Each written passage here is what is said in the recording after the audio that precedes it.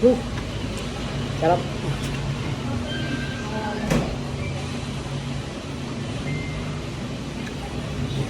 Gusto mo ba? Yes.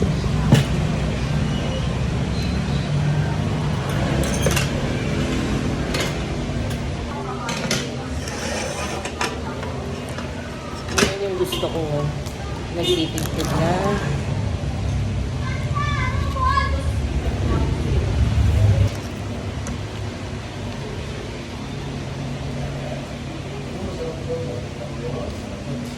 Only Ilocano knows how to eat the right way. Ano ba yan? Bakit putol-putol naman yung English ko? Huwag na ako mag-English. Huwag na din yan.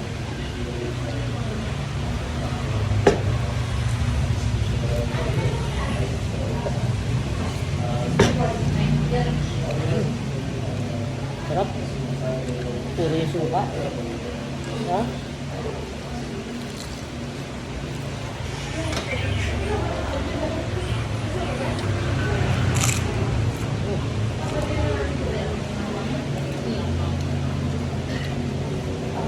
Ha? Oo nga, tas ako.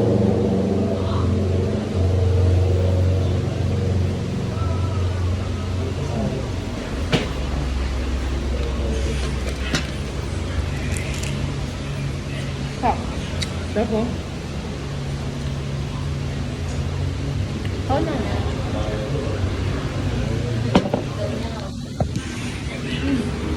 Yun o, masarap po. Ito ang tunay na empanada.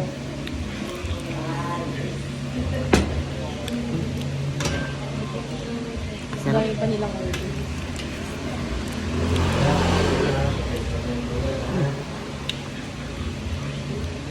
Panalo.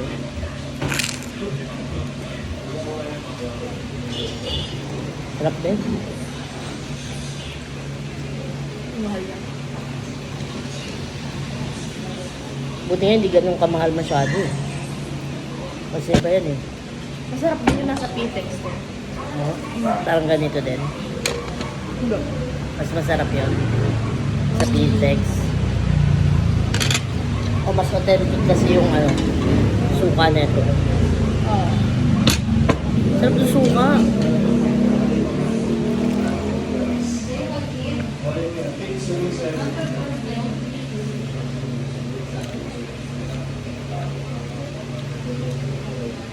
Grabe ang sarap ng suka.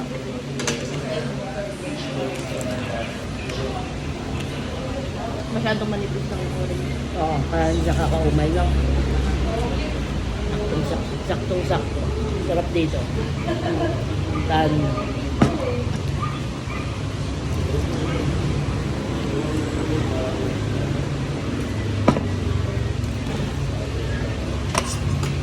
Keto pa yun? Mag-aantay na naman tayo ng 60 minutes.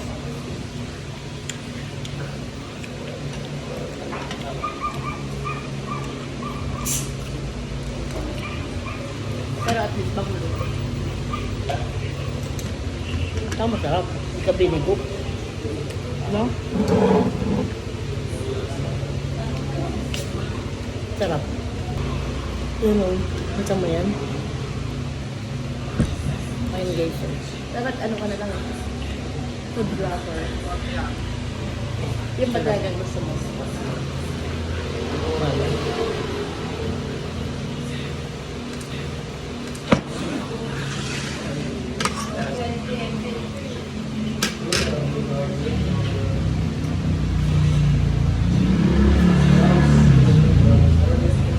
Ano mo? Di ba sexy yung hospital eh? Sarap. Uy. Panalo. Suka. Ang sarap. Sus, bigay ko ba? Sarap. Wala akong masabi. Medyo matagal lang. 40 to 60 minutes yung waiting time. Pero sulit. Nakalagay naman eh. Before ka mag-order, alam mo na. Sarap.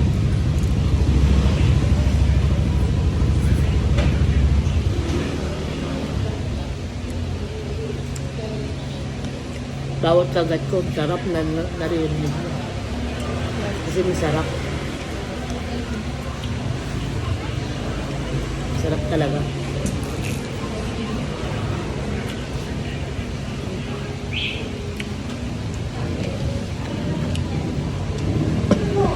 Ito lang pasarap oh. Ay, meron palang spicy. Tsaka itong mismong dough niya, manipis lang. Ayun.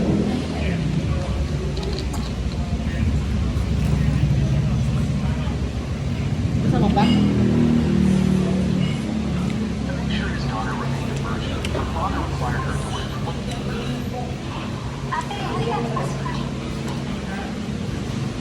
Promise, ang sarap. Sa lahat ng kinainan natin, dito pa lang ako napawaw. Kasi ang sarap talaga. Number 2 ko pa lang yung kayas. Anong kaya? Dun sa Tagaytay. Ano naman walang masabi si Tia Marco sa akin? Ano pa ba? Okay lang yan, hindi naman kami ganong klaseng tao.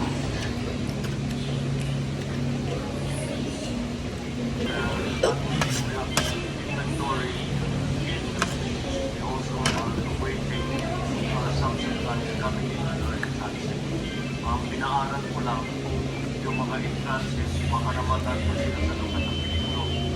So, para Batak ba to? Batak o longganisa? Baka ito yung sa bolos, hindi ba? yung pagsara ng straight mo, hindi kasama ng Ay, busog.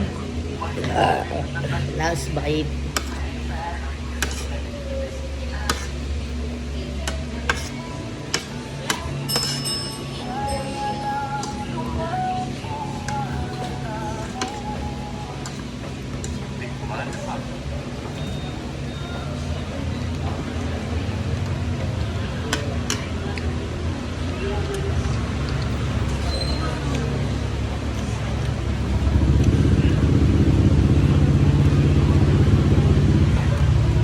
Grabe, ang sarap.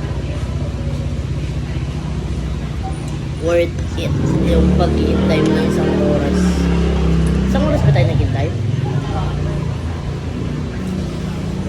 Puntahan nyo to.